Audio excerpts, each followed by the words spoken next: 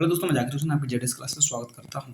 हम लोग अध्ययन करने वाले हैं क्लास 7 की एनसीईआरटी हिस्ट्री में चैप्टर 6 और चैप्टर 6 का हम लोग करने वाले हैं एमसीक्यू, जिसका शीर्षक है नगर व्यापारी और शिल्पी जन।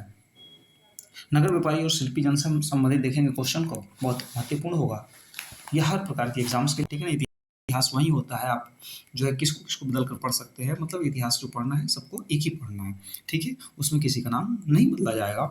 तो आइए हम देखते हैं इससे संबंधित क्वेश्चंस को। क्वेश्चन फर्स्ट है कि बीदर के शिल्पकार कौन सी जादुई काम के लिए प्रसिद्ध थे। बीदर के शिल्पकार जो थे किसके लिए प्रसिद्ध हुआ करते थे? क्या तांबे के लिए, चांदी के लिए, ए और बी दोनों के लिए, या इनमें से कोई नहीं? देखिए, जब बीदर के शिल्पकार हुआ करते थे वो तांबे और चांदी दोनों के लिए प्रसिद्ध हुआ करते थे। सो राइट ऑप्शन जो होगा सी होगा। राइट ऑप्शन क्या होगा? सी होगा। क्वेश्चन नंबर 2 है कि किस स्थान को मक्का का प्रस्थान द्वार कहा जाता था? अहमदाबाद, सूरत, कराची, मसूलीपट्टनम। तो अहमदाबाद, देखिए कह रहा है कि इसमें कि मक्का का प्रस्थान द्वार, किसका? मक्का का प्रस्थान द्वार। तो मक्का जब जाना होता था तो मक्का एक अरबी कंट्री है, तो वहां पर जाने के लिए मक्का से मदीना, तो देखिए यहाँ पर जो है मक्का का प्रस्थान द्वार किसको कहा गया है? तो किसको कहा गया है? सूरत को। किसको कहा गया है? सूरत को। मतलब मक्का जब जाया जाता है तो सूरत जो होती है इसका लास्ट होता है, ठीक है ना। तो सूरत से होकर के जाया जाता है। सो राइट ऑप्शन जो होगा बी होगा। नेक्स्ट क्वेश्चन है कि सुप्रसिद्ध सूफी संत ख्वाजा मोइनुद्दीन चिश्ती की दरगाह कहाँ पर स्थित है? ख्वाजा मोइनुद्दीन चिश्ती की दरगाह कहाँ पर स्थित है? मतलब इनका मकबरा कहाँ है? अजमेर, राजस्थान, जयपुर या दिल्ली? तो राइट ऑप्शन जो होगा वह बी होगा, राजस्थान में। कहाँ पर है? राजस्थान में है। राइट ऑप्शन बी होगा। सॉरी, यहाँ पे जो क्वेश्चन दिया है हम लोगों का, दिया है कि सुप्रसिद्ध सूफी संत ख्वाजा मोइनुद्दीन चिश्ती का दरगाह कहाँ पर स्थित है? तो राइट ऑप्शन जो होगा आपका क्या होगा? ए होगा, अजमेर में। कहाँ पर है? ए, अजमेर में। राइट ऑप्शन मैंने गलत कर दिया था, जो भी ऑप्शन दिया था गलत कर दिए थे। इनका जो मकबरा है वो कहाँ पर है? अजमेर में है। और अजमेर कहाँ पड़ता है? राजस्थान में पड़ता है, ठीक है। यह होगा। नेक्स्ट क्वेश्चन होगा 4 नंबर की 17वीं शताब्दी का वह कौन सा महत्वपूर्ण पत्तन था जिस पर नियंत्रण के लिए हॉलैंड एवं इंग्लैंड, हॉलैंड और इंग्लैंड जो थे दोनों देश, ईस्ट इंडिया कंपनी ने काफ़ी प्रयत्न किया। मतलब कह रहा है कि 17वीं शताब्दी के समय, ठीक है ना, वो कौन सा पत्तन था भारत का जिस पर हॉलैंड भी और इंग्लैंड भी, दोनों जो कंपनियां थी ईस्ट इंडिया कंपनी, वो काफ़ी प्रयत्न किए, उस पर चाहते थे, काफ़ी प्रयत्न जो किए थे। तो कौन सा जगह था भारत का? तो कौन सा पत्तन था? तो क्या हमारा कलकत्ता था, बम्बई था, और हम यहाँ पे सी ऑप्शन ले लेते हैं, मसूलीपट्टनम। मसूलीपट्टनम, मसूलीपट्टनम। और एक हम डी ऑप्शन ले लेते हैं, सूरत। कौन सा? सूरत।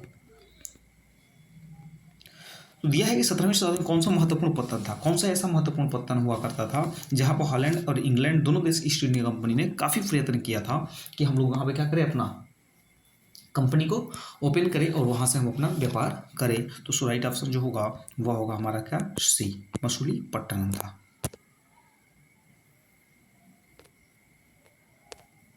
नेक्स्ट क्वेश्चन है कि हम्पी नगर कौन सी नदियों की घाटियों में स्थित है? किस नदी घाटी में स्थित है हम्पी नगर? कृष्णा, तुंगभद्रा, क और ख दोनों, इनमें से कोई नहीं। तो देखिए हम्पी नगर जो है वह कृष्णा और तुंगभद्रा दोनों नदी घाटी के बीच में स्थित है। इस राइट ऑप्शन जो होगा सी होगा, क और ख। नेक्स्ट क्वेश्चन 6 है कि मंडप, मंडप शब्द जो है यह किससे संबंधित है? मंडप शब्द जो है किससे संबंधित है? मंदिर से, राजमहल से, धर्मशाला से, या इनमें से कोई नहीं? तो मंडप शब्द का जो संबंधित है वो राजमहल से है। क्या है?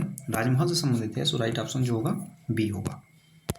क्वेश्चन नंबर 7 दिए गए निम्नलिखित दिए गए कथन और कारणों पर विचार कीजिए। कथन क्या है हमारा? स्टेटमेंट क्या है कि 18वीं शताब्दी में मसूलीपट्टनम का अधोपतन हो गया था।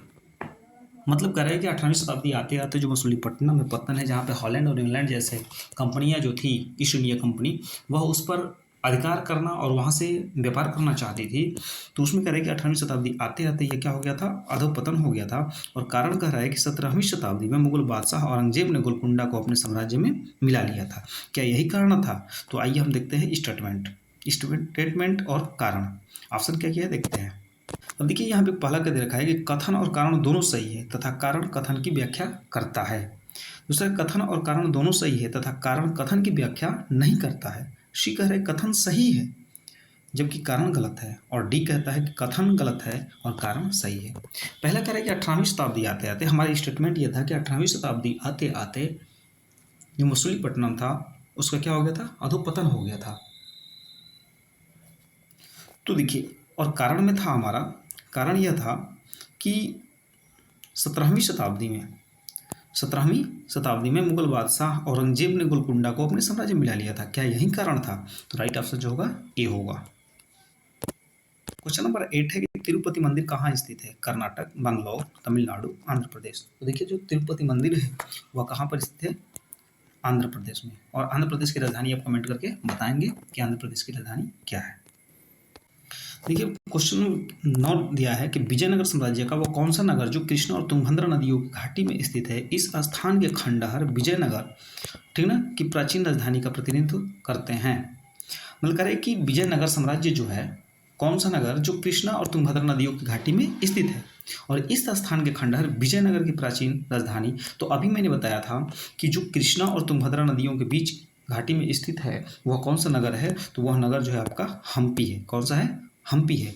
जबकि एक बात मैंने आप प्रश्न करना है कि विजयनगर को बसाया किसने था, आप कमेंट करके जरूर बताएं। तो इसका राइट ऑप्शन जो होगा ए होगा। क्वेश्चन नंबर 11 है कि वास्को डी गामा किस सन में भारत पहुंचा था? 1498, बी 1495, सी 1496 और डी होगा 1600। तो कह रहे कि वास्को डी गामा किस सन में भारत पहुंचा था? तो आप जानते हैं कि वास्को डी गामा जो था वो भारत 1498 में पहुंचा था। और आप कमेंट करके बताएं कि 1498 में जब भारत पहुंचा था तो किस स्थान पे पहुंचा था और उसका स्वागत किसने किया था। तो नेक्स्ट क्वेश्चन है कि 14वीं-15वीं शताब्दी में मुर्शिदाबाद किस वस्तु की प्रमुख उत्पादन केंद्र के रूप में उभरा? मुर्शिदाबाद, और बताएं कमेंट करके कि मुर्शिदाबाद कहाँ है।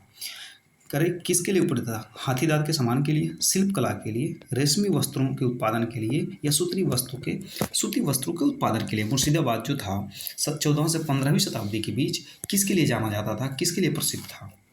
तो वह जो था हाथी दांत के लिए। राइट ऑप्शन जो होगा ए, हाथी दांत के लिए प्रसिद्ध था। और आप बताएं कि मुर्शिदाबाद कहाँ पड़ता है।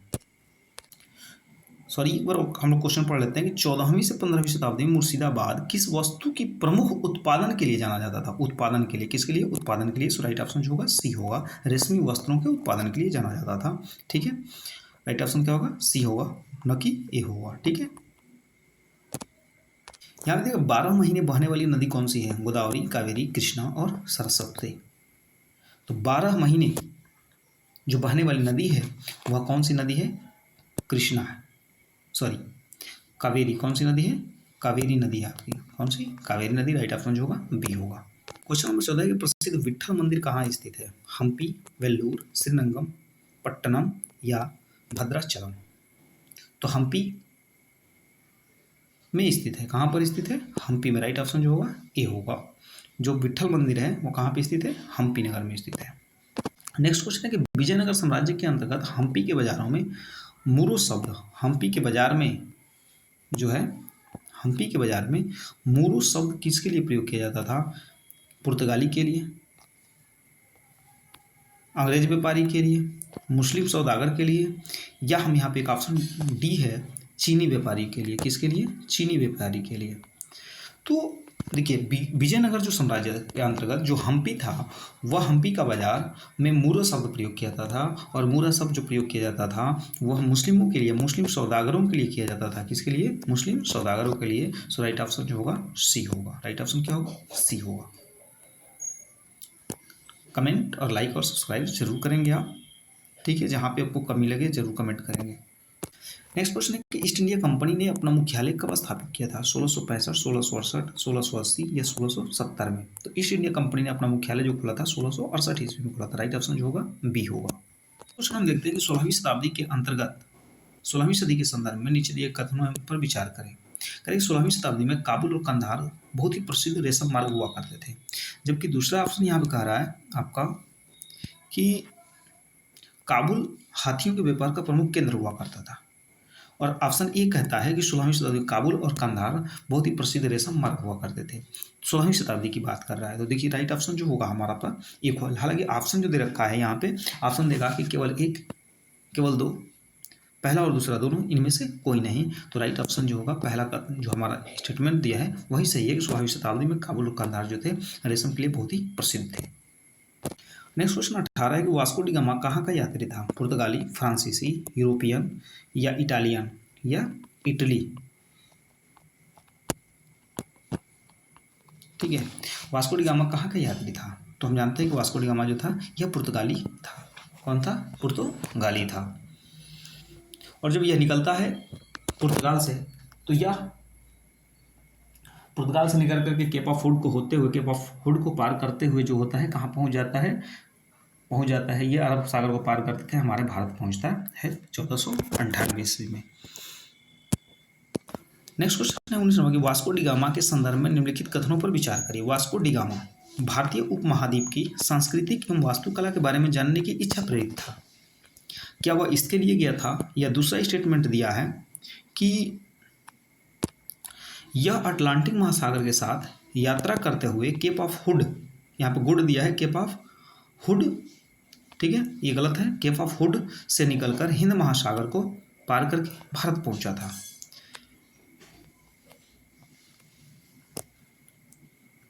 तो देखिए कह रहे कि यहाँ पे यह अटलांटिक महासागर के साथ यात्रा करते हुए केप ऑफ हुड को पार करते हुए हिंद महासागर को पार करके जो है पहुंचा था। तो देखिए राइट ऑप्शन जो होगा यहाँ पर सेकंड होगा। क्या होगा? राइट ऑप्शन सेकंड होगा। क्वेश्चन नंबर 20 है कि गोलकुंडा को मुगल साम्राज्य में किसके द्वारा मिलाया गया था? गोलकुंडा को मुगल साम्राज्य में किसके द्वारा मिलाया गया था? औरंगजेब था, शाहजहां था, जहांगीर था या बाबर था? तो गोलकुंडा में मिलाने वाला मुगल साम्राज्य जो था, गोलकुंडा को मुगल साम्राज्य में मिलाने वाला जो बादशाह था वह था औरंगजेब। कौन था? औरंगजेब। राइट ऑप्शन जो होगा ए होगा।